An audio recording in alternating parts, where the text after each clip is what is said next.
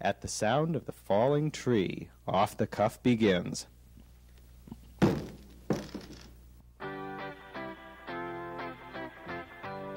Off the cuff. Off the cuff. A totally new concept. Off the cuff. Music. Off. Madness. The. And more. Cuff. Off the cuff. Off the cuff. And thank you, secretaries. This is Eve Ledoux in the STV studios, of course. What's news? Here's STV's point of view. Why don't you get with it? And now here with the news is Hegemony Cricket. Good evening. With What's News, I'm Hegemony Cricket. In the news, on Capitol Hill, North Carolina's own pride and joy, Senator Jesse Helms in the news again. Helms, former chairman of the Senate Agriculture Committee, has had a sudden change in priorities. This week, Helms replaced Senator Richard Lugar of Indiana as the minority leader of the Senate Foreign Relations Committee. Helms' replacing of Lugar came as a shock to some Washington politicians, especially the some 20-odd members of the Foreign Relations Committee who had voted unanimously to keep Lugar as chairman. Senator Helms, the professed God-fearing Christian that he is, displayed no apparent signs of fear and was not afraid to take the issue to the entire Senate for a revote on the basis of his seniority in that body of Congress. And I quote, "I firmly believe in the ideals of democracy, not the Democratic Party, mind you, but the idea that every member of the Senate should have their opinion heard and considered," said Helms in a blistering display of oratory. Fooling some 56 of the most intelligent men in America, Helms assumed the position. Helms said there were no hard feelings towards the committee. The members of the Foreign Relations Committee just didn't realize how many people really like me. 2 years ago, this glorious triumph for Jesse Helms would never have been suspected, as Helms was overheard in a conversation with Richard Lugar as saying jokingly, "It'll be a cold day in Chapel Hill when Jesse Helms chairs the Senate Foreign Relations Committee." It was about 27, Jesse. Coming up next, Sally Forth and sports. There you go. Thank you very much. Enjoy the show. Thank you. I like one ticket to About Last Night. Okay, and what time would you like to see the show? 7 o'clock. Okay, and may I see your student ID, please? Right. Okay, that'll be $1.50.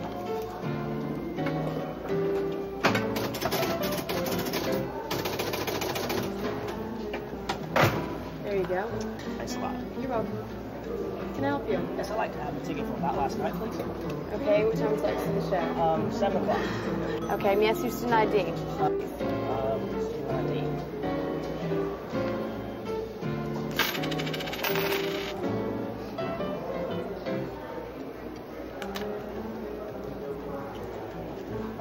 I haven't got it. Do I have to have it to get it? Yes, sir, you do. I'm sorry, but you can't see the film unless you have your ID. Just remember next time you come to the union to bring your ticket. Thank you. And your ID.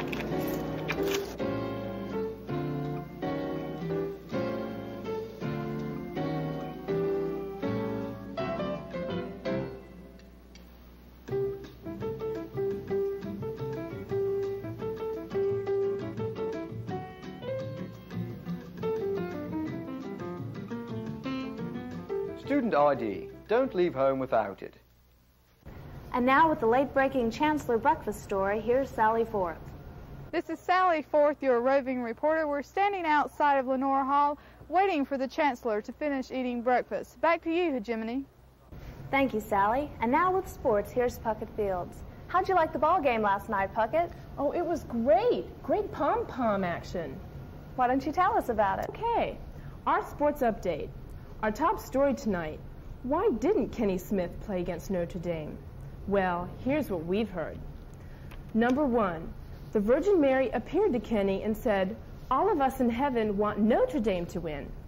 Number two, bad clams for lunch? Number three, a fuzzy navel followed by a rusty nail. Number four, he dated the coach's daughter. Number five, something about his knee, but we're not sure what. Now here's a sports update. Oh, my. Have you ever seen any more mussels in one place? Oh my, my. Take a look at those bods. Oh my. No way. Oh, yum, yum. Mmm. Oh, we don't have time for scores tonight. Back to you, Hegemony. Thank you, Puckett. And now with the entertainment news, our entertainment reporter, Kay Tell. Kay? Thanks. Hi, I'm Kay Tell. I was simply delighted to get the chance to attend the grand opening of the most divine establishment in this area. I am referring to that epicure's fantasy, that hotbed of intellectual orgies, Cafe Pretentious.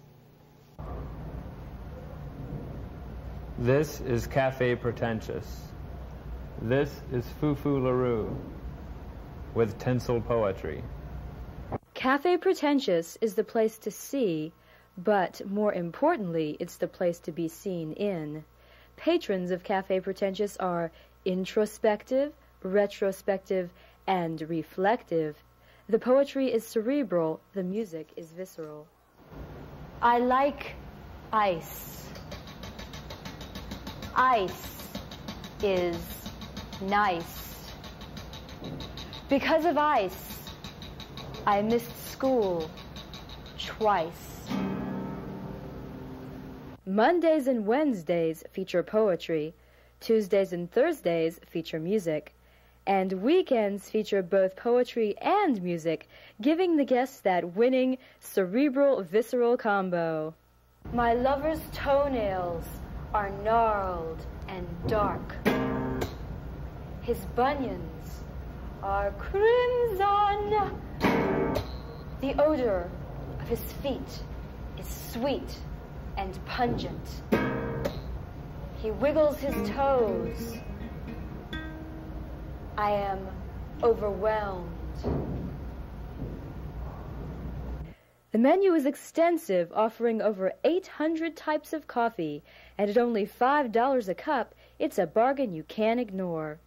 See you there, Hegemony. Thank you. And now, coming up next, more with Kay Tell. Oh, you'll see. Only nerds eat Kellogg's cornflakes. Look, Lizzie Borden eats Lizzie Borden! Oh, great! Wow. Bundy. Oh, Ted Bundy. Ted Bundy. Awesome, too. Charlie Manson. He's my favorite. Oh, Jack the Ripper. Jack the Ripper? Jack the Ripper. Oh, I love him. He's your favorite, isn't he? Absolutely. It may surprise you who eats cornflakes, but not why. Great taste and solid nutrition. Make them a real breakfast hit. And Son of Sam. Son of Sam. Wow. And Debbie Sen. Debbie Sen? Who's that?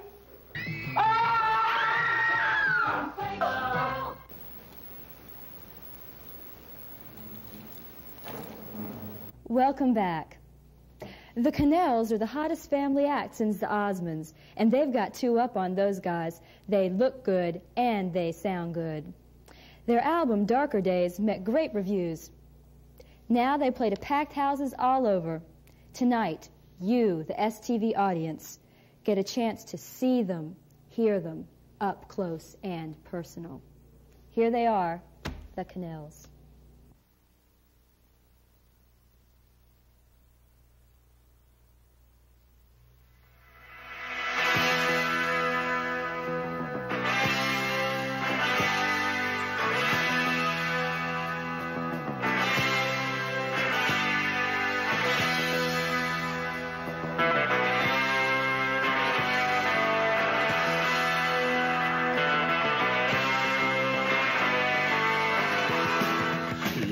Change your mind.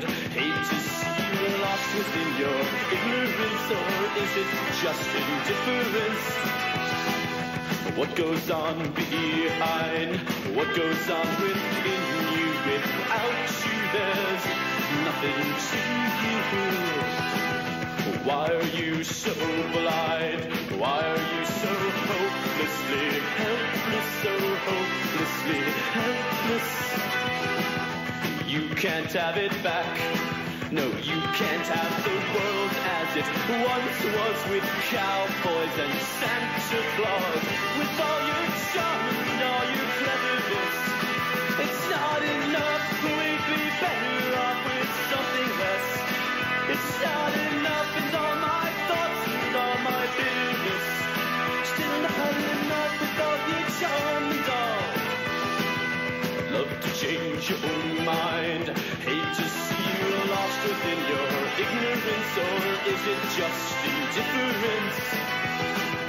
Why are you so blind? Why are you so hopelessly helpless, so hopelessly helpless? With all your charm and all your cleverness, it's not enough. We'd be better off with something less. It's not enough, and all my thoughts and all my bitterness, still not enough. Hats off to you and yours and mine. Hats off to you and yours and mine. Hats off to you and to yourself.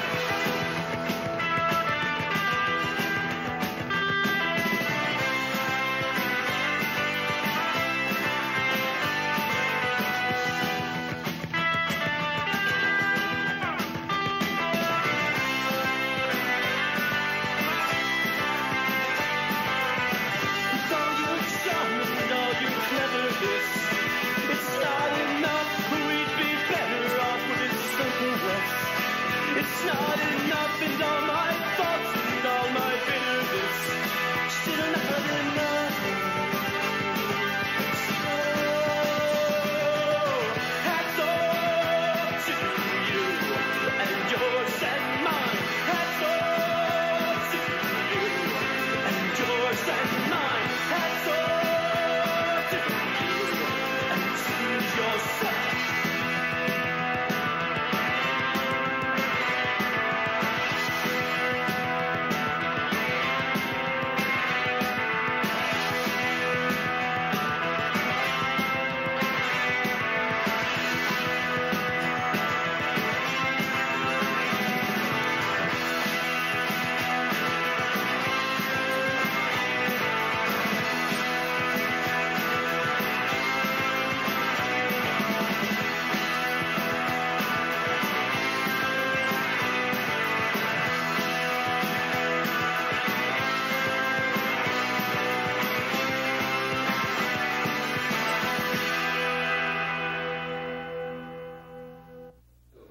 Thanks, Kay. And now, with another late-breaking update on the Chancellor's Breakfast, here's Sally Forth. This is Sally Forth, your roving reporter. I'm standing outside of Lenore Hall. Yes, we are still waiting for the Chancellor to finish breakfast. Back to you, Hegemony. And now, here's an editorial with our own Eve Ledoux. I'm Eve Ledoux, and it's so good to see my little TV family again. How are you? Listen, we have some distressing campus news. Are you ready? I am, and I'm shocked. Walking through campus the other day, I saw this. Yes, this. Little hoodlums on campus have been defacing our posters. Can you believe it? What are they using? Yes, I heard you ask me that. What are they using? They're using these black markers. Blue on the outside and smelly on the inside. It's terrible. You can smell it and see it. Okay, how do you know when a poster has been defaced? Let me point out again. Here you have a stash on the female and a black tooth on the front tooth. No, not a bottom tooth, back tooth, no, a front tooth. It's a shame. It really is a shame. Now that we're on the subject of posters, let's talk about some poster problems, okay? Are you ready? For all you little kids out there running for office, let's have a little talk, okay? Ledoux's ready. Are you?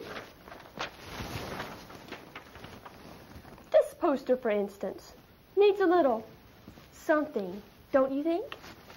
Here, let's fix it.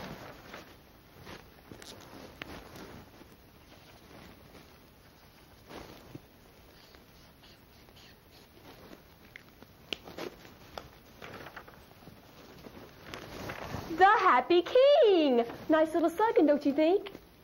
Yes! Now, this is a perfect poster. My friend from back home. Notice the smile, the posture, the eyes, the teeth, oh, and the hair. It's wonderful. What she needs is a slogan. For instance, let's try, Ledoux will be true, or vote for Ledoux, she's for you, or, well, that's good. Just remember, once more, you can say no if someone offers you one of these. And next time you see this, tell Ledoux and she'll help you. Okay? I'll see you next time. That was fascinating, Eve. And now, with a look at this week's weather in review, here's Sunny Hayes. Hi, I'm Sunny. And now, this week's weather in review. Monday it rained, and Tuesday it snowed, and Wednesday, that's today, we're not sure yet. But we do have the weather in Kenya for this week. Kenya. Today will be hot and dry, but that's with an 8-hour time difference. And that's different. That's not the same. That's okay. And back to you, Hegemony. Thank you, Sally. And now for this special science feature.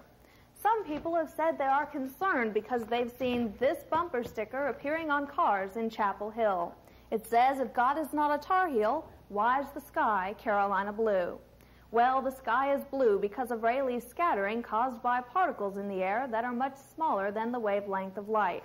The scattering intensity is proportional to the fourth power of the wavelength of the light, so that the blue light of the 4,500 angstrom wavelength is scattered more intensely than the red 6,500 angstrom wavelength by a ratio of 5:1, creating a predominantly blue sky. Therefore, if you call the color of the sky Carolina blue, you do indeed get the pretentious tautology that the sky is Carolina blue. And we realize that God is a Tar Heel and that he meant it that way. On the lighter side in national happenings, in California, there's a TWA commercial flight from San Francisco to neighboring Oakland, a trip that is some 20 miles across the San Francisco Bay and takes all of 3 minutes and 30 seconds. Curious exactly what kind of a special traveler makes flight number 72 successful, What's News did the logical thing. We sent me to find out. Well, there's no single description that can accurately describe the passenger which boards this rather short trip. It's truly a mixed-up lot. I was able, however, to spot a few from the terminal window as I waited to climb aboard. Most tended to park in the short-term parking lot, and without exception, none were carrying a tremendous amount of baggage. It becomes obvious once off the ground that flight number 72 is not really a flight for the family smoker. The no smoking sign appears for only a brief 34 seconds. I witnessed several passengers boarding with an unlit cigarette dangling from their mouth, matches in hand. One such person revealed why this is done. You've got to make the best of what time you have. A second here, a second there, it all adds up. If you, like so many of us, are a window seat person, then you will probably get the seat of your choice on this flight. The view is not known as a particularly enduring one. We wondered how the Oakland flight flushed with the flight crew. It turns out it is quite popular with the crew who have found favorable the absence of a traditional mid-flight snack and choice of beverage. One such stewardess commented, "Some passengers bring a Coke or Pepsi with them from home. We like to see that kind of initiative in our passengers and strongly encourage it." And the pilot, what does he think about all this? Well, pilots are not paid hourly, I was informed, and thus the entire flight crew loved the idea of a 3-minute flight. One went even so far as to say, "I truly believe that this is what flight aviation is all about." Well, folks, that's California mentality for you. Now live from Lenore Hall, here's Sally Forth. This is Sally Forth again, and yes, the Chancellor is still eating breakfast. Back to you, Hegemony. Well, Sally, that's all the time we have tonight. You stay put. And folks, remember, when you wish upon a star, your dreams really do come true. For What's News, I'm Hegemony Cricket. Stay tuned for General College, STV's newest excursion into love,